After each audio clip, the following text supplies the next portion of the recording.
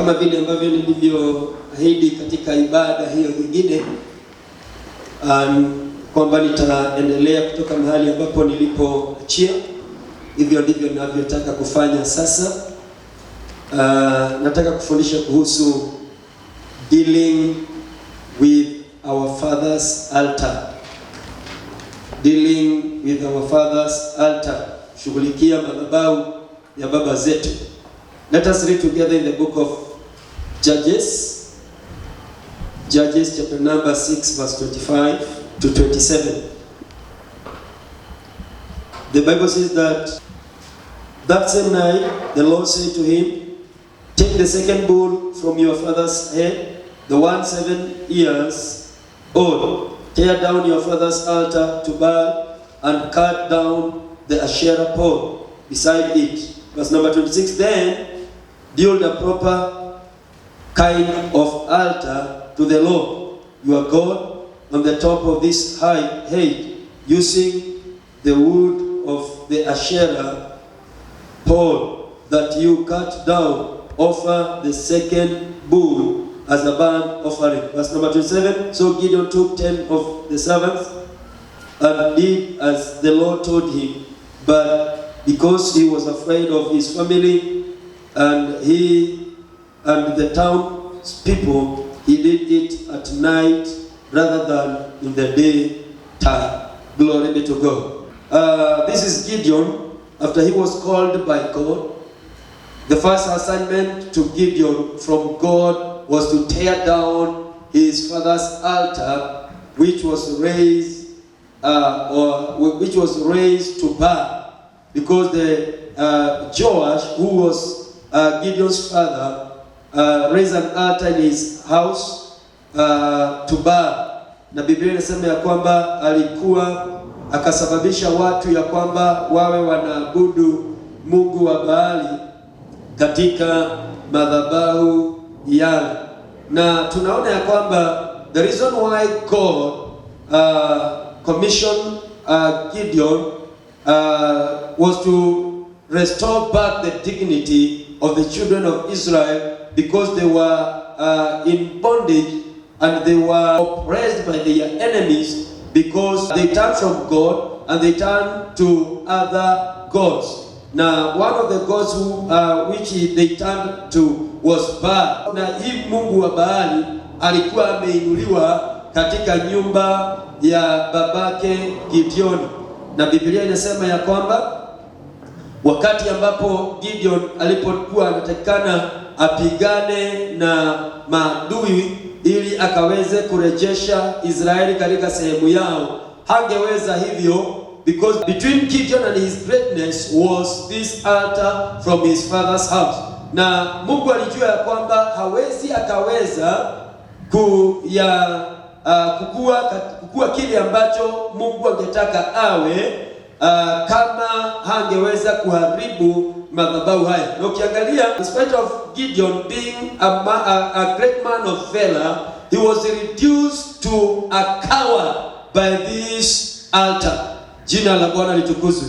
Na alikuwa anajificha kwenye mahadaki, na wakati ambapo alikuwa anakutwa na malaika, alikuwa anapepeta ngano akiwa amejificha.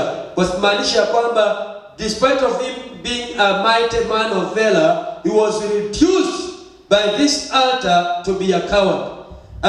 Vile ambavyo huwa kunafanyika, madhabahu ya baba zetu huwa yanatuondoa from our position na yanatureduce, tunakuwa kile ambacho madhabahu hayo yangetaka. Jina la Bwana litukuzwe. And it's very important for us to understand, if you cannot tear down, if you cannot deal with the altars in your father's house, that altar will bring you down, and you will never succeed in life, not unless you deal with that altar. Jina la Bwana litukuzwe. And one of the reasons why we give sacrificial offering on behalf of our family to God is to deal with these altars that has been fighting our destinies, the destinies of our families, in the name of Jesus Christ. before I teach you how to deal with this altar, I want to show you how the altars are being raised. Nikuonyeshe vile ambavyo madhabahu huwa yanainuliwa. Na kama vile ambavyo nilisema, madhabahu huwa yanainuliwa na dhambi za kijamii, incest sin. Wakati ambapo watu wa familia moja onana kingono, dhambi hizo huwa zinainua madhabahu ya kijamii. Jina la Bwana litukuzwe. Bwana Yesu asifiwe. Na dhambi zingine ambazo huwa zinainua madhabahu ni wakati katika familia kuna mtu amelala na mnyama. Dhambi za kulala na mnyama huinua madhabahu katika familia kwa miungu mingine. Sababu ni Mungu alisema ya kwamba watu wa familia moja wasionane kingono, mtu asilale na mnyama. Dhambi zingine ambazo huinua madhabahu ni dhambi za kwenda kutoa dhabihu kwa wachawi na waganga. In a family, when somebody attend into these altars of sorcerers and wizards, huwa anainua madhabahu katika familia hiyo kwa miungu mingine. Alafu madhabahu yale yanaanza kufight the family members. Na kwa hivyo katika familia, wakati ambapo mtu ameenda kwa mchawi, mtu ameenda kwa mganga, mtu amejihusisha na kutoa kafara kwa miungu mingine, familia hiyo, watu wote ambao wanakuja nyuma hiyo wanaanza kuadhibiwa na miungu hiyo, wanaanza kupingwa na miungu hiyo ambayo ilichinjiwa, ambayo iliinuliwa madhabahu katika familia hiyo. Na unakuta ya kwamba some of the problems ambazo zinatusumbua kwa sababu altars wakati zinainuliwa huwa zinaleta generational problems. Hallelujah. Na generational problems, one of those problems inaweza kuwa ni kama magonjwa ya kijamii. Utakuta katika familia watu wanashikwa na ugonjwa wa diabetes. Hypertension inatembea hivyo, ina just maneuver among the family members in that family because of generational problem. Magonjwa ya kijamii, magonjwa ya asthma yanazunguka katikati ya familia. Kuna ule umasikini ambao ni umasikini ambao sio wa kawaida. Utakuta unatembea katikati ya familia. Ni kwa sababu ya madhabahu yaliyoinuliwa. Hakuna yote yanafanikiwa. Mtu akijaribu kufanikiwa, hata yule alifanikiwa akiinuka juu hivi, madhabahu yanamgonga, yanamrudisha chini. Those are some of the generational problem. Generational problem ni kama utasa. Kama uliokuwa katika familia ya Tera, Abraham mkewe alikuwa tasa. Isaac mkewe alikuwa tasa. Jacob mkewe alikuwa tasa. Unakuta kwamba kuna that barrenness inatembea katika familia. Not necessarily kuwa na barrenness ya kutozaa wanawake, lakini unaweza kuta kwamba watu wanashindwa kuzalisha umuhimu wa familia. No respect in that family. Kwa sababu wote ni walevi, waviaji wa mimba, washerati, wasizi. Mtu yote hataki kuitanishwa na familia hiyo. That is a sort of barrenness in a family. Jina la Bwana litukuzwe. Nakuta hakuna mtu yote ambaye anaweza kuolewa akae kwa ndoa. Hakuna mtu anaweza kuoa aishi na mke. Kuko na historia ya demonic pattern in that family. That is a generational problem. Hata ukiolewa hapo ukanasikia kwamba hapa umeolewa kulikuwa na wanawake wanne ambao wameolewa mbele yako. Kaiona maenda unajaa uoga. Sasa unajua kwamba nitakuwa na mrani mimi nitaishi katika hilo. Kwa hiyo siku unajua kwamba anything can happen. Glory be to God. Are we together, church?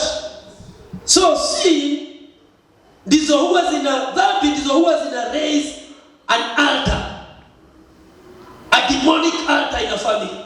Na ndiposa katika shamba la Edeni madhabahu ya Bwana yalikuwa yameinuliwa. An altar is where divinity meet with humanity. Na ndiposa at the cool of the day in the book of Genesis chapter 3, Mungu alikuwa anakuja akatembelea kina Adam, because in the Garden of Eden there was an altar of Jehovah. Na lipoza Mungu alikuwa anakuja na watembelea. Na ili shetani aweze kuinua madhabahu mengine, alienda kwa mwanamke akamfanya defy the rules ambazo Mungu alikuwa amepeana kwao. Na wakati Adam na Eve walipoenda against the rules ambazo walikuwa wamepatiwa, ya kwamba msile tunda hili, msiende hapa, walipoenda against those rules, hiyo ndio tunaitaga dhambi. When you do what is not right, na unajua hii sio nzuri, unainua madhabahu. Hivyo ndivyo shetani alitaka, kukainuliwa madhabahu mara moja. Bwana Yesu asifiwe. Na kuinuliwa madhabahu ni kumaanisha namna gani? Mungu ameondolewa kwenye shamba, na kwa sababu that was the territory of God, ndiposa Mungu alikuja, kwa sababu ni mahali pake, yeye akaondoa mwanadamu akampeleka nje ya shamba. Na Biblia inasema ya kwamba akaagiza makerubi waliokuwa na mapanga zinazowaka moto wasimame pale walinde shamba lile, ili mwanadamu asije akaingia, kwa sababu katika shamba lile kulikuwa na tunda la uzima, asije akala tunda la uzima akaishi na dhambi na aishi milele. Na Mungu alikuwa amesema ya kwamba wakati utakula tunda hili utaweza kufa. Jina la Bwana litukuzwe. Mara ngapi umechochewa kinyume na Mungu? Wakati ambapo huwa unachochewa kinyume na Mungu, unachochewa ili uinue madhabahu katika familia. Na hata hapa kanisani kuna watu ambao, hata nyinyi mnaonitazama, kuna mtu ambaye shetani amechochea moyo wake ili ainue madhabahu. Katika jamii ya Adam walipofanya dhambi, Mungu alitaka, shetani atamani madhabahu yaendelee kuinuliwa zaidi. Mtoto mzaliwa wa kwanza wa Adam ambaye ni Kaini akachochewa moyo wake. Mungu anamwambia ukifanya vizuri utakubalika, ukifanya vibaya dhambi zinakuotea, zinakutamani. Hakufuata vile Mungu anamwambia, akafanya dhambi, akachochewa na shetani auwe ndugu yake ili madhabahu yainuliwe. Dhambi za kuua huwa zinainua madhabahu katika familia. Aidha utaua ujulikane, ama kuliuliwa mtu na hakuna yeyote ambaye alijua, lakini kuna madhabahu ambayo huinuka na yanaanza kutesa watu. Bwana Yesu asifiwe. Na kuua sio tu kukuta mtu na kisu umchinje, hata kuavya mimba ni kuua. Are you getting me, church? Imagine umezaliwa mahali ambapo kuliinuliwa madhabahu kwa sababu mtu aliavya mimba. Na unakuta wakati mwingine mama na watoto wanashikana. Itakuwa aibu sana wewe kuonekana umezaa ukiwa hapa, na wewe ni mtoto, na wewe ni mama kanisa, na mimi ni mama kanisa, si tufanye hivi, enda utoa hii mimba. Na anasaidia mtoto kutoa mimba kwa sababu ni mama kanisa. Wewe ukijua kile ambacho shetani amekusaidia kuinua kitatesa maisha yako na watoto wako na vizazi vinavyokuja, heri haungejaribu. Dhambi za kuua huwa zinainua madhabahu. Jina la Bwana litukuzwe. Wapendwa, when I'm teaching this sermon, mahubiri kama haya ya kijamii huwa ninayafundisha with a lot of passion, kwa sababu ninajua mahali nimetoka. Tumefinyiliwa miaka nyingi, tulionewa miaka nyingi, until when God revealed what was happening to me. Na akaniambia, this is now the way. Unaweza kufuata njia hii, ujinasue, ujikompoe. Na mpaka siku ya leo, I'm still dealing with the generational problems and the altars which were raised by my ancestors, hata kama sikukuwepo. Jina la Bwana litukuzwe. Hallelujah. Kwa sababu madhabahu yakiinuliwa na mtu yote katika familia, all the rest wanakuwa initiated to that altar, whether knowingly or unknowingly. Hebrews 7:9 inaongea kuhusu Levi. Lawi ndiye hupokea fungu la 10 kutoka katika mikono ya Waisraeli. Anaambiwa ya kwamba hata kama Lawi ndiye hupokea fungu la 10, hata yeye alitoa fungu la 10 akiwa kwenye viuno vya babu yake Abraham. Levi ni mtoto wa Jacob.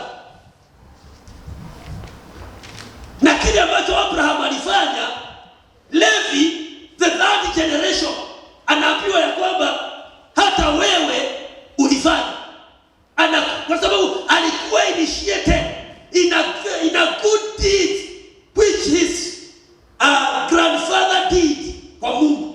The same way, ukifanya dhambi, the rest of the family wanakuwa initiated without their permission, without their knowledge. Lakini unakuta kwamba unateseka na ujui ni nini ambacho kinakuumiza. Most of the people nowadays, kile ambacho kinawasumbua sio mapepo, ni kile kilichofanyika. Na maana umezaliwa pale, umeunganishwa na hicho. Abraham alizaa Isaac, Isaac akazaa Jacob, Jacob amezaa Lawi. Lawi sasa ndiye anaambiwa ya kwamba yeye upokea fungu la 10, lakini alikuwa ametoa akiwa ndani ya mifupa ya Ibrahim. Guka, kumaanisha kwamba dhambi ambazo Guka alifanya, babu yako alifanya, ulihusika. Na ndipo wakati ambapo tuna deal na generational problems, huwa tunaambia Bwana ya kwamba ni sisi tulifanya. We are not exempted. Hivyo babu walifanya, hivyo nyanya walifanya, ni sisi tulifanya. And if you want to save yourself from the calamity of generational problems, lazima you admit to God ya kwamba nilikuwa wakati ambapo kulikuwa kunaendelea. Jina la Bwana litukuzwe. But an attitude of holier than thou. Mimi nimeokoka, Yesu ni Bwana. No, unaona kana kwamba mimi that attitude will bring you down if you are not careful. May God have mercy on us. Katika jina la Yesu. These are troubles that we are supposed to deal with them. And those are troubles that we are supposed to fight them and to tear them down. Na tusiambia kwamba hakutakuwa na uwezo na mamlaka katika maisha yetu. Katika jina la Yesu Kristo. Jina la Bwana litukuzwe. Hallelujah. Just want to understand several things. When altars are raised to other gods, number one, huwa yanaleta spiritual barriers. Huwa yanainua what we call spiritual barriers. Na spiritual barriers, hautaelewa kama katika familia yenu kuna spiritual barriers until zianze kumanifest. Na zita manifest namna gani? Spiritual barriers huwa zina manifest in education. In education, unakuta ya kwamba mtoto ni mwerevu, hana na shida, katoto ka class 3 kana kataa shule, kana pigwa, kana sukumiliwa, kana kataa kabisa, mpaka wazazi wana give up. Nasema ya kwamba hata nini na yeye, hata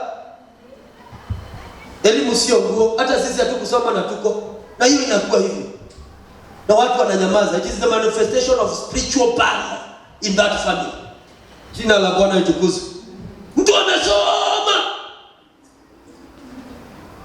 akifika form 2, a very potential girl, anashika mimba, anaibika na hata rudi shuleni. Mtu ambaye angesimamia familia. Hivyo Mungu kadhirira hao. Hiyo mambo inaishia hapo na mambo yanaisha kabisa. It is the manifestation of spiritual barrier.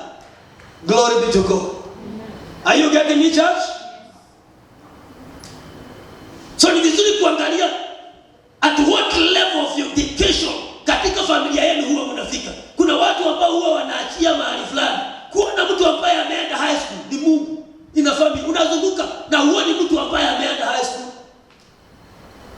Na in the neighborhood watu wako na doctorates, hawana na shida, wanaendelea kusoma na nyinyi hapo, na unakuta katika familia watu hawana na shida kukaa hivyo. It is a spiritual barrier. It manifests in the area of education. Glory be to God. Are you getting me, church? Another area that you can study na uelewe ya kwamba there is a spiritual barrier in the area of marriage. Mtu anachumbiana na mtu vizuri na anaambiwa sweet baby, wewe ndiye naonaga, wewe ndiye nchi yangu, wewe ndiye my central bank, wewe ndiye. Anangojea miaka 3 kuolewa.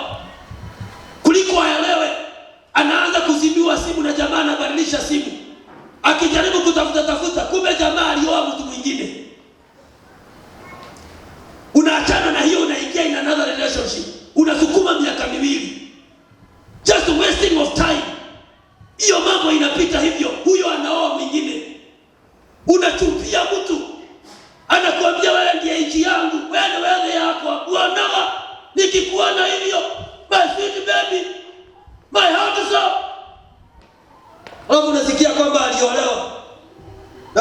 make the matter worse, anaolewa na rafiki yako. Unashikwa na stress miezi 6. Paka unalala stima ikiwa on kwa kuogopa. Umeshikwa na depression. It is a manifestation of spiritual barriers. Are you getting me? A very potential pastor ambaye angekuoa, mtu ambaye anakudhamini, hata ange demand sex before marriage, anakudhamini kwa vyovyote vyote, ako na bidii, anakupatia pesa without demanding any in return, anything in return. All of a sudden kunatokea kitu kingine, hata kinanuka uchafu, kinakubeba, unaenda kukulia shida huko na uchafu yake huko. Ule jamaa huko wali, ukiwa huko unakula uchafu, unaona tu jamaa yule ambaye angekuoa kumeremeta, kuenda mambo anapigwa gari hii na hii nyingine, plot hii na hii. It's a spiritual barrier. Are you getting me, church? Bwana Yesu asifiwe. Ama unachumbia mtu wakati ambapo unachumbiana, ni vizuri kuwa sensitive na uwe muombaji. Kabla hujamua, kunatokea kimsichana kingine hata akijui kutoa kamasi vizuri, kinakusumbua miaka yako yote. Unaona huyo ameolewa, anaanza kuatumia wewe bakia umegonga mahali ambapo sio hapo. This is a spiritual barrier. We need to deal with this struggle. Na nipoza huwa ninaongea mambo hayo with a lot of seriousness, kwa sababu people are crying. Ukienda kwa watu pillow zinajaa machozi, unaenda kwa huko, ndio kuna pillow zimejaa machozi. Mtu akienda kulala sio kulala, kulia. Bila mateso, bila chuki inaendelea. Spiritual barrier to manifest at a time of marriage. Kuliko uvuke uoe kitu kizuri, unakuta mambo yameharibika. Ungekuwa ungetaka za kioti kwa vijana wa kike na wa kiume, ukiona mtu akwambia, unajua siku hizi we are in a digital era. Saa zote pio, saa zingine pio, saa zingine pio. To messages, to vitu sweet. Think and think smart. Glory be to God. Are you getting me, church? Ni vizuri uwe mwangalifu. Ni vizuri uweze kujielewa. Kile ambacho kilitutaabisha kisiumize watoto wetu. We need to find these things. We need to correct all the mistakes in order to save the next generation. Katika jina la Yesu. Hallelujah. Hatujali na kile ambacho kimetutendekea, but we have problem na kile ambacho kitafanyikia generation ambayo ni yetu. Sasa ukato hapo helplessly. Ati unajua sasa ushoniko mtugo wa wito. Alafu ni desturi yako na tabia yako, alafu badilisha mambo. You can change from where you are to the 1,000 generation. Biblia inasema ya kwamba Bwana hufikisha laana kwa vizazi 4 vya uovu wa baba zao, lakini anapeleka vizazi 1,000 anazifikishia neema yake kwa sababu ya wema wa wazazi wao. Do something good. Do something positive to save the next generation. Katika jina la Yesu. Are you getting me, church? This is not about teaching. This is about your life. Bring a turnaround in your life. No one will fight for you except you yourself. Chukua vita hivi ukipiganie, na Bwana ataweza kusaidia katika jina la Yesu. Jina la Bwana litukuzwe. Kataa kuishi vile ambavyo mami aliishi. Kataa kuishi maisha kama yale ambayo baba aliishi. You can bring a turnaround in your life.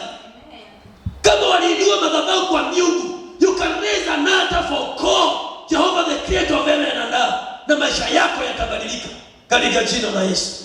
Jina la Bwana litukuzwe. Are you getting me, church?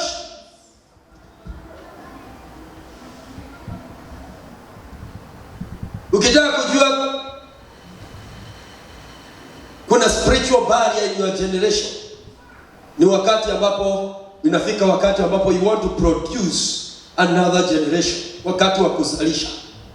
Utakuta wakati wote wanaume wanaambiwa sijui mbegu yako haina nguvu, sijui mbegu yako sijui iko na nini, sijui haina nabikia, sijui all those nonsense. You cannot fertilize a lady, your wife, kwa sababu because of a spiritual barrier. Sijui njia yako imefunguka, sijui mifupa yako, sijui mishipa yako, sijui mayai yako yamekana na. Those are spiritual nonsense ambazo shetani ameleta akakuzunguka nayo imekaa. You cannot produce another generation. Amekukamatia hapo motigake iwe mori yako huka. Nyinyi ni wakuisha. Kwani watu wasipozana waongezeke, si kuisha wataisha? Bwana Yesu asifiwe. Amen. Spiritual barrier huwa inajulikana by premature death. Watu katika familia unakuta kwamba hawapitishaji umri fulani, wanaisha tu hivyo hivyo, wanaisha tu hivyo hivyo. May God have mercy on us. Chochote ambacho huwa unashuhudia in your life, don't assume ati ni kawaida. Hakuna ukawaida katika, kama sio baraka za Bwana, hakuna hizo vitu vingine, hakuna ukawaida. It's a problem, it's a challenge in your life. Glory be to God. Katika Matthew 22:23-29 andika hiyo. Kuna watu walikuja kwa Yesu wakamwambia kwamba walikuwa wanamjaribu, wakamwambia kuna watu ambao walikuwa familia moja ilikuwa na vijana 7. Wa kwanza akaoa, na alipooa akakufa kabla hajapata mtoto na huyu mama. Akachukuliwa na wa pili, naye pia akakufa kabla hajazaa mtoto na huyu mama. Wote 7 wakakufa. Sasa walikuwa wanauliza Yesu kwamba wakifika mbinguni nani atakuwa bwana ya huyu mama? Verse 29, Yesu akawajibu akawaambia, ninaona mnakosea, kwa maana hamjui maandiko wala uwezo wa Mungu. Wakati hatuelewi maandiko wala uwezo wa Mungu, huwa tunakosea. Matthew 22:29 ndivyo inasema. Huwa mnakosea kwa maana hamjui maandiko wala uwezo wa Mungu. The time has come na ndiposa nimechukua wakati kufundisha neno hili ili tuelewe maandiko yanasema namna gani. Alafu tujue tukienda na dhabihu mbele za Bwana, tuwe na covenant na Mungu, anaweza kukata kitovu cha mambo haya yote katika maisha yetu, katika jina la Yesu. Amen. Jina la Bwana litukuzwe. Kama waliabudu Mungu, tutaabudu Mungu. Kama Mungu ilileta shida, Mungu atatatua matatizo, lakini hatatatua kama hatujahusika. There must be our input in all the circles in our family in the name of Jesus. Amen. Angalia mtu mwambie, bring a turn around in your family. Mwambie leta mabadiliko katika familia yako. Hallelujah.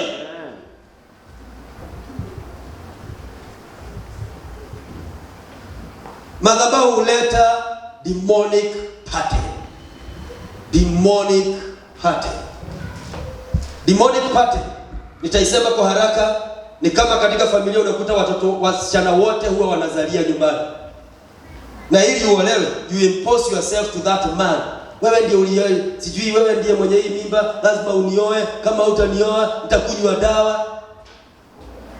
Sasa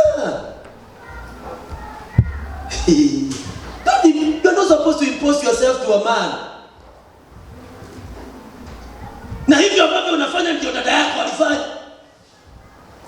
Na hivyo ambavyo dada yako alifanya ndio your cousins, your aunties, chochote alifanya. The same case, a demonic pattern. Alafu wewe umeokoka, Yesu ni Bwana, na unajua vile ambavyo kumeendelea katika maisha yako, and you don't want to rescue your daughters. Na hicho ambacho kilikufanyikia kitawanasa tu hivyo. If you are not careful, the mistake you did will occur again in your children. Na wakati tunafundisha mambo kama haya, unakuta kwamba this is not my business, this is a church business. Dealing with the altars, our father's altars, is not a church business. It is a personal business. Are you getting me? This is a personal business. You add up in the task or you fail. And you will cause the generations. Glory be to God. Are you getting me? Kuna pattern ya mambo ambayo sio mazuri.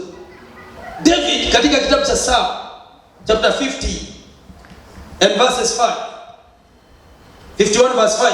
Anasema ya kwamba I was conceived in sin. Mama yangu alitunga mimba yangu katika dhambi. Na wakati huo alikuwa anatubu kwa sababu amelala na mke wa Uria. What happened kwa David? Ukifuata mizizi ya David utaikuta kwa Judah. Genesis 38. Judah kijana yake amekufa, ameacha msichana. Naye msichana kwa sababu hawezi akaolewa mahali pengine, amejifanya kahaba, akaenda akangojea Yuda mahali alikuwa anapitia, akamuentice, akamuongelesha, akakubali kuingia, akampatika mimba chua, na akamwambia, unajua msichana alikuwa mwerevu, akamwambia ili kusiwe na shida yoyote. Saizi hauna na mali ya kunilipa. Ukahaba haukuanza saizi. Hauna na kitu ya kunilipa. Niachie kabuti na fimbo ili ukienda ukikuja na mali uzichukue, fanya nini? So wakati ambapo Juda alienda akapatiana pesa ziletwe, alafu kabuti na nini zichukuliwe. Ukaambiwa hapa hakuna kahaba, anakuweka Elia. Kuna kahaba. Akasema hakuna, enda usome Genesis 38. Hakuna. Siku zikaendelea. Msichana mimba ndio hiyo pa. Unajua imekaa kwa mfuko, lazima itafanya nini? Taonekana. Yuda akasema ya kwamba hajawahi onekana kama hivyo. Huyu ni lazima auawe. Msichana akamwambia, dadi, kabla hujaniua nataka unielewe. Mwenye hii kama ninakufa tuwawe na yeye. Akaenda akaleta zile vitu kabuti. Kamuuliza, unakumbuka hizi? Jamaa kainama. Yo mama, wacha ishie tu hivi. Ikamalizwa hivyo kimutamuta. Lakini already madhabahu yamefanya nini? Ikasumbua Daudi. A man after God's own heart. Mama hizo make marona atumio uguo akatukaliwa. Akona upaka. David had triple anointing, kingly anointing, a priestly anointing, and also he had a prophetic anointing. 3 triple anointing. Lakini wanawake walikuwa shida kwa Daudi. Walimsumbua miaka yake yote. Jina la Bwana litukuzwe. Are you getting me, church? Hallelujah. So haijalishi kupakwa, lakini misingi umejengwa wapi? Kuna mtu amejengwa katika msingi, akiona wanaume hivi hata mwingine ni wa makaa, analeta makaa nyumbani na mzee anaprovide kila kitu, na wale wengine na kimodo kia makara anaenda na mjamaa wa makaa. Sio yeye foundation.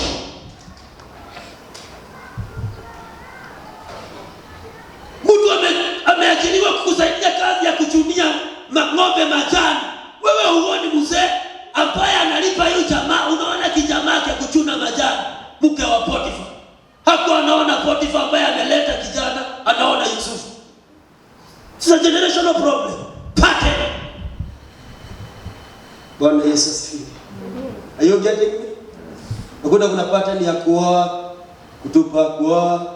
Kuna historia ya mtu ile akae na mke huyo, unaona akionaye ni waini. Hata kazini yake ameoa 7. Unaambia mwingine alioa 8. Sasa ndio. Kwa hivyo niache kustuka. Wacha kustuka. Hata Bukayao alioa 9. Yote ikipotea 10 ndio ali. It's a demonic pattern. Glory be to God. Are you getting me, church? So we need to deal with these patterns. Katika jina la Yesu Kristo. Hallelujah. Demonic pattern huwa inaleta, huwa ina manifest in the area of rejection. Rejection. Let me deal with these things because they are very important. Demonic pattern huwa inaleta rejection. Unakuwa rejected for nothing. Haujakosea, haujatukana mtu, hauna nini? Hata bwana yako na vile ambavyo unafanyaga mambo yote, lakini anakureject for nothing. Nothing. anakukataa, anatoka kwa kitanda yako anaenda kwa mfanyikazi. Yaani wewe umeajiriwa kasichana, unakuwa rejected for nothing. It's a demonic pattern. Wakati wewe umetoka hivyo umeenda kazini, umeenda uko sokoni sijui nini, yeye naye anabakia na kamshana ya kazi na kupembeleza. Wakati mwingine mambo imeharibika. Msichana ambaye alikuwa anakuwa yes mami, unamwita anakuangalia hivyo, sio anaangalishwa kulia, mambo iharibika. Tayari kasichana kamekula chakula ya mama. Sasa dhaifu ukiwaangalia dhaifu saka na nyeta. Shida ni nini? Hata ukikafukuza ulete kengine. Rejection. Bwana Yesu asifiwe. Demonic pattern huwa inaleta rejection. Number 2 huwa inaleta poverty. Extreme poverty. Unakuta kuzalisha utajiri inakuwa problem in your life. Kuzalisha utajiri, it's a problem, it's a challenge in your life. Amka mapema, unalala nyuma ya watu wengine, unaweka kazi, unaweka ile. Kuna mtu ameajiriwa usiku watchman, asubuhi anaamkia kazi na jioni kabla aende kwa watchman anauza kahawa. Lakini ukimwangalia ni wa kuhurumiwa. It's extreme poverty. It's a demonic pattern. Bwana Yesu asifiwe. Demonic pattern huwa inaleta diseases. Ukali wao na diabetes, unasikuta ndio hiyo imekuja inapata identifies its way in your life, in your body, inaanza kusumbua. Unakuta kwamba ugonjwa ya kansa iliua shosho imeenda hivyo, the same cervical cancer imeenda hivyo, imepata mizizi kwako.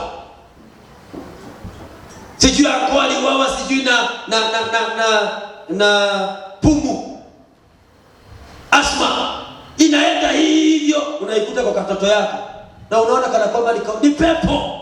Hiyo pepo ikikemewa na madhabahu yavunjwe na kuinuliwa madhabahu mazuri kwa Mungu, hiyo pepo itapotea tu. And the best thing to deal with the generational diseases sio kuombewa, it's to deal with altars. Hallelujah. Because when you deal with altars and you raise an altar ambao ni nzuri, itakata kitovu, hiyo mambo inaisha katika jina la Yesu. Jina la Bwana litukuzwe. Hallelujah.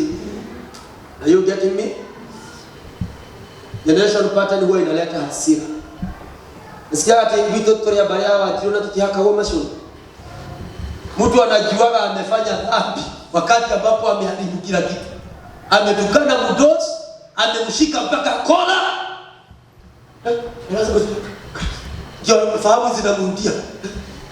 Kwa sababu kwao ni watu wa hasira kama ile ya Musa. Musa ameleta sheria, amefight kukomboa Waisraeli, all of a sudden amekuta wanaabudu miungu mingine, anachukua mapao ya sheria, anawarushia pa. All of a sudden, nini nimefanya? Hiyo Jehova, nini kimeendelea? Ready amemess. Demonic pattern huwa yumbisha your emotions. Unakuta ya kwamba you are not emotional stable. Kasirika ovyo ovyo, mtu wa moods. Unaongea ovyo ovyo. Alafu wakati ambapo umejibu na already umeongea vibaya. Kwa nini pastor nilikuwa nimeambia hivi? Hayo nisamehe dadi. Lakini already imeenda. Are you getting me? Si Mungu atusaidie katika jina la Yesu. Quickly, sita explain lakini andika mambo haya kwa utukufu wa jina la Yesu Kristo. Shetani huwa anatumia, Satan will use these altars to torment you all the days of your life. He will use these altars. Hiyo ushike na ushike vizuri. That is Ezekiel chapter number 16 verse 44.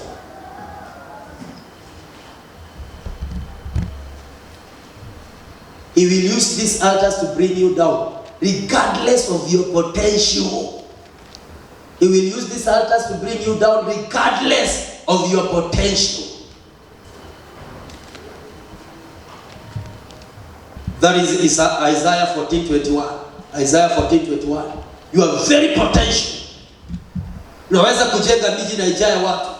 Unaweza kufanya mambo makubwa, lakini madhabahu haya yanakuleta chini. So regardless of your effort, ukiona you are so potential but you are keeping on failing, ni kwa sababu shetani anatumia the altars kukuleta chini, regardless of your potentials. Jina la Bwana litukuzwe. But the good news is, andika good news. The good news is Ezekiel 16 verse 1 to 14. You can disconnect from those altars. Ezekiel 16 verse 1 to 14. You can disconnect from those altars and connect to God. In your blood, you will live and succeed in Jesus' name. Hallelujah. That is the good news. Tunaweza kukata kitovu cha madhabahu yale katika maisha yetu, and we connect with God by raising another altar. Na kwa hiyo tu familia you survive. Watu wanasema kwamba kai huyo ndiye amrani. Mshawaisikia mtu anaambiwa kwamba huyu sio kama wa familia yote. This guy is so different in this family. Ni tofauti sana. Kwa sababu you can disconnect and connect. That is the good news. So those altars does not have a final say, but God has your final say. Glory be to God. So if you can engage God, you can dismantle the plans of the enemy concerning your future, concerning your destiny, through this altar. Katika jina la Yesu. Jina la Bwana litukuzwe. Quickly, wacha nikupatie the recipe how you can deal with this altar. How to deal with this altar. Quickly, kupatia 8 of them. Ziandike haraka na Bwana ataweza kusaidia. Number 1, you must establish a clear relationship with God. Establish a clear relationship with God. If you want to deal with the altar of your forefathers, establish a clear relationship with God through Jesus Christ. Muamini Mungu kupitia Kristo Yesu. Wacha kupita mipami. Wacha umeokoka leo, kesho hujaokoka. Umefanya dhambi leo, kesho umesimama. Wacha na hizo vitu. Just stand with one stand. Establish a clear relationship between you and God. Hata shetani akijaribu kukuaccuse kama vile ambavyo alikuwa na accuse Job, Mungu anasema ya kwamba he is a righteous person. You cannot accuse her. You cannot accuse him. He or she is right with me. And remember, katika kitabu cha Proverbs 16 verse 7. Proverbs 16:7 inasema ya kwamba when the ways of men pleases God, njia za mtu zikimfurahisha Mungu, anafanya hata maadui zake wawe na amani na yeye. Those altars, wakati umeestablish a clear relationship with God, those altars will never disturb you anymore. Hata hazitasubua watoto wako katika jina la Yesu. Jina la Bwana litukuzwe. Number 2, you must believe in the word of God. You must believe in the word of God. Kile ambacho Mungu amesema ukiamini. Akisema ukifanya hivi haya yatakupata. Ukipitia hivi haya yatakupata. Believe hivyo, kwa sababu ukienda kinyume na mapenzi ya Bwana, mambo mabaya yatakufanyikia. Mungu akikwambia kwamba kuwa mwaminifu, niinulie madhabahu, inua. Akisema toa dhabihu kwa ajili ya jamii yako, follow the pattern and the rules. Just believe the word of God. You will deal with these others. Kwa sababu baba zetu waliamini maneno ya wachawi. Akaitishwa mbuzi mweusi akapeleka, sijui kuku mweupe akapeleka, sijui kondoo na kara akapeleka. And now we are supposed to believe the word of God. Vile ambavyo anasema tukaota what they did against God. Katika jina la Yesu. Number 3, identify yourself with your forefathers' sin. In the area of repentance, you must identify yourself with your forefathers' sin. Wacha kusema ya kwamba ni anatie dawa ya mehianano. Hata sijawahi roga mtu. Hata sijui wachana hizo vitu. Just identify yourself with their sin. Ni sisi tulienda kwa mchawi. Ni sisi tulifanya makosa. Ni sisi tulifanya. And you will save yourself. That is according to Daniel chapter number 9 verse 2 to 6. Daniel 9 verse 2 to 6. Number 4. After you have identified yourself with their sin, you need to repent. You need to repent. Repent means turn around. Turning around. Repentance means turning around. Kumaanisha kwamba wao walienda kinyume na Mungu, wewe kuwa sawa na Mungu. Kumaanisha kwamba I'm very sorry. Hiyo inaonyesha Mungu, I'm very sorry. Because you are doing right, exactly what God wants you to do. Because they did against God. And now you act according to the will of. Are you getting me, church? So that is what we call repentance. Lakini unaweza kusema kama nimetubu, lakini bado Mungu anataka uombe, wewe hauombi. Anataka utoe sadaka, hautoi sadaka. Anataka utoe fungu la 10, bado unaiba fungu la 10. Anataka utoe dhabihu kwa ajili ya familia yako, wewe hata uelewi ni nini kinaendelea. Unasikia ni mambo ya kanisa. Hakuna mambo ya kanisa iko hapo. My friend, you need to repent. Wao walifanya kinyume na Mungu, fanya sawa sawa na Mungu ili uonekane uko sawa na Mungu katika jina la Yesu Kristo. Number 5, forgive your fathers. Forgive them. Biblia inasema kwamba Mungu tuwasamehe watu wengine dhambi zao kama vile ambavyo Mungu huwa anatusamehe. God cannot forgive you if you don't forgive other people.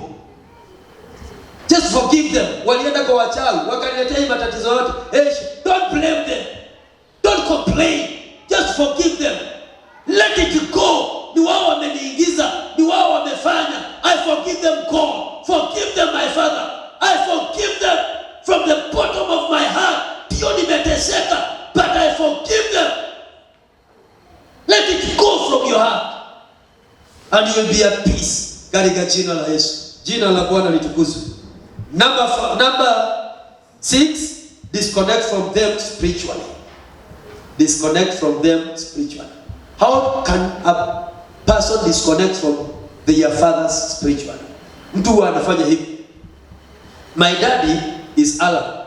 If I want to disconnect from Alan, kama vile ambavyo nilifundisha kwamba Mungu aliumba mwanadamu kwanza, sio kwa mwili huu, but he was created in the first place as a spiritual being. So when you summon the spiritual being, itasikia, inakuwa na masikio. So if I want to disconnect from Alan, I will summon the spirit of Alan, whether he is alive or dead. Namwambia in my prayers, naita roho ya Alan, namwambia kwamba I want to disconnect from you spiritually. You are my dad, but I disconnect from you spiritually. Your gods are not my God. What you did for them, I will not follow the same pattern. I will serve my God. Na sitalishwa na madhabahu yao. So sitaki wema wako na mabaya yako yote. Whatever you transfer to my life, I take it back to you. Bwana Yesu asifiwe. Are you getting me? Unaachana na hiyo. Unaingia kwa mami. My mom alikuwa anaitwa Wangoi. I summon the spirit of Wangoi. Na niambia kuja. I disconnect from you, from your gods, from your altar. Whatever you have transferred to me, whether the poverty, either the spiritual barrenness, either the spiritual barriers, patterns, chochote ambacho umetransfer kwangu, I take it back to you. And I have nothing to do with your gods. And then I connect to God through Jesus Christ. Hallelujah. You disconnect and then you, alafu baada ya hapo, be sensitive in doing what is right. Baada ya kudisconnect, usiwe careless tena. Ukikuwa careless, you will mess. Go and do what is right kwa Mungu. Na uwe sensitive. Number 8, you must make a declaration. You make a declaration. Job 22:28. Job 22:28, the Bible says that you shall decree something and it will come to establish. Utatangaza jambo nalo litatimia. So you must make a declaration that I personally, I belong to God. My children belong to God. My wife belongs to God. My husband belongs to God. That is a declaration. And you declare that I am a partaker of the blessings of God. Na hapo ndio unadeclare kusema kwa sitalishwa na madhabahu ya baba yangu. Sitalishwa na madhabahu ya baba yangu. Because I belong to God. I am a partaker of his blessing. Nitalishwa na Mungu. Nitaendeshwa na Mungu. Maisha yangu yatakarabatiwa na Mungu. Na itakuwa sawa katika jina la Yesu. Glory be to God. Bwana Yesu asifiwe. And finally, number 8, live in obedience of God's commandments. Live in obedience in God's commandment. Ishi katika kutii maagizo ya Mungu. When God commands you anything, just obey. Live in obedience. They disobeyed God. They bring a fall into our lives. When you obey God, you bring restoration in your life. And that is what you can do. And that is only favor you can do to your family. Bwana Yesu asifiwe. Kuishi maisha matakatifu. Tukiambiwa kuomba, you don't have a problem na kuomba. Tukiambiwa ni sadaka, you don't have to kuibaiba sadaka. Just live in obedience with God. Wacha kuchukua pesa, ukipata pesa unakula yote, unasahau 10% sio yako, ni ya Mungu. Just be obedient in God, with God. Kwa sababu shida ile ambao unaweza kufanya mambo haya mengine yote and still you live in a disobedient manner. Hakuna kitu umefanya. You can give 100,000 as a sacrifice and you live in a disobedient. You can fast for 7 days and you live in a disobedient. Hakuna kitu umefanya. You need to be right with God. Bwana Yesu asifiwe. Are you getting me? Now you have understood how you can fight this struggle. Amen. We need to fight this struggle and live life with God. Katika jina la Yesu. Glory be to God. Bwana Yesu asifiwe. Simama juu na miguu yetu. I want us to pray. Mwambie Bwana kwamba give me grace. I want to deal with this struggle. Katika jina la Yesu Kristo, kawabariki. Inua maisha yao Bwana. Wajaze na neema ya kuweza kupigana na kushambulia na kuangusha madhabahu haya ya nyumba za baba yao katika jina la Yesu Kristo. Na waombea neema Bwana, nguvu zako zikawatawala wanapoenda kuangusha madhabahu haya. Gideon ulipomwambia akayaangusha, neno lako linasema aliogopa na hakuenda mchana kwa sababu aliogopa akaenda usiku. Lakini hata kama alienda usiku aliyabomoa. Tuwezeshe Bwana kubomoa madhabahu yote ya nyumba ya baba zetu katika jina la Yesu Kristo. Neema na nguvu zako ziletazo tofauti zitashukia kila moja katika jina la Yesu Kristo. Ninakubariki, ninakuheshimu na ninakuinua kwa sababu wewe ni mwaminifu. Naombea mahitaji ya watoto wako ukawasaidie Bwana. Wale ambao ni wagonjwa naomba ukawaponye na ukawainue.